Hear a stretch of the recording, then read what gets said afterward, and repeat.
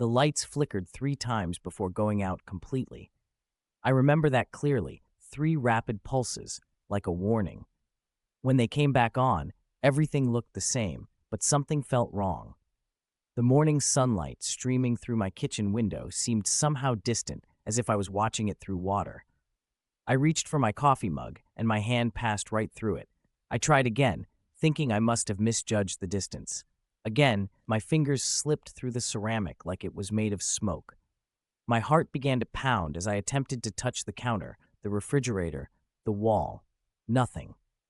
I was moving through the solid world like a ghost. "Sarah!" I called out to my roommate. "Sarah, something's wrong." I could hear her alarm going off in the next room, the familiar chime she never turned off fast enough. Her door opened, and she walked right through me on her way to the bathroom. That's when I saw it in the corner of the kitchen. A figure standing impossibly still, wearing what looked like an old-fashioned fedora. It was as if someone had cut a person-shaped hole in reality. There were no features, no eyes, just absolute darkness in the shape of a man. As my gaze drifted toward it, an overwhelming sense of dread crashed over me like a wave of ice water. When I looked back, it was gone, but I could feel it watching. I spent the next few hours in a panic, trying everything I could think of to make contact with the real world. I screamed until my throat was raw. I tried to knock things over, to write messages in steam on the mirror, to do anything that would let Sarah know I was here. She went about her morning routine, growing increasingly worried as she called my phone, which I could hear ringing in my bedroom, and texted friends asking if they'd heard from me. It wasn't until I caught my reflection, or rather, the lack of it, in the bathroom mirror that the full horror of my situation hit me. I was translucent, a faint outline shimming in the fluorescent light. "Don't look at him directly," a voice whispered behind me.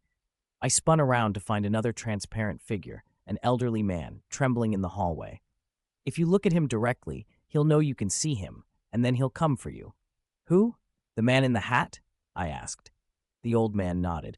"He was the first, they say. Found a way to feed on others like us. Each one he takes makes him stronger." He glanced nervously at the shadows in the corners.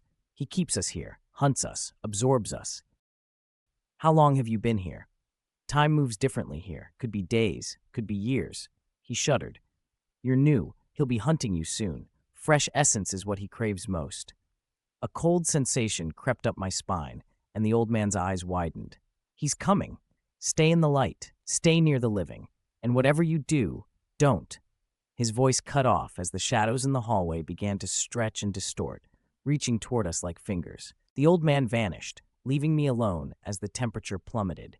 In every window, every reflective surface, I caught glimpses of the Hat Man's silhouette, multiplying like a hall of mirrors.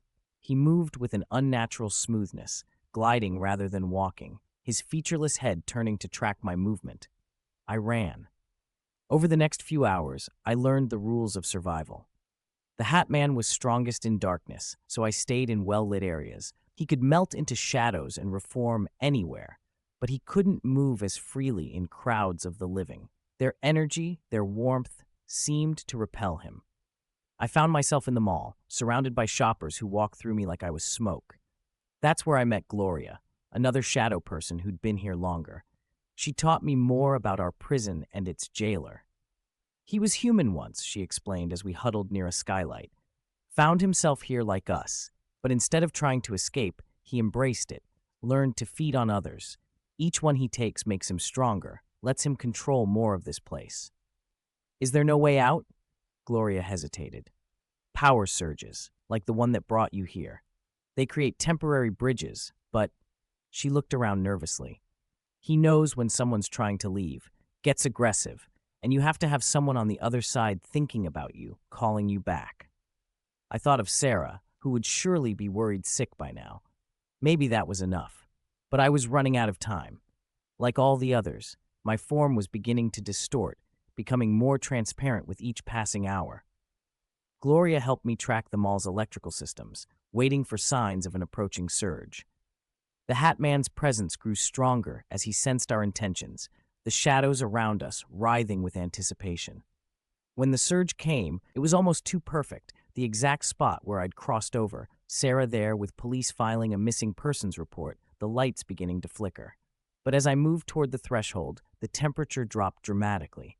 In every window, the Hat Man's reflection appeared, his dark form gliding closer. Gloria grabbed my arm. Go, I'll distract him. He'll take you. I've been here too long anyway. Go. The lights pulsed. 1, 2, 3 times. Gloria ran straight at the Hat Man, her fading form colliding with his solid darkness. I felt the pull of the surge, heard Sarah calling my name. With a final surge of energy, I hurled myself toward her voice as the lights flared blindingly bright. I woke up on the mall floor with Sarah shaking me, surrounded by concerned faces. They said I'd been missing for 3 days. To me, it felt like hours and eternities all at once.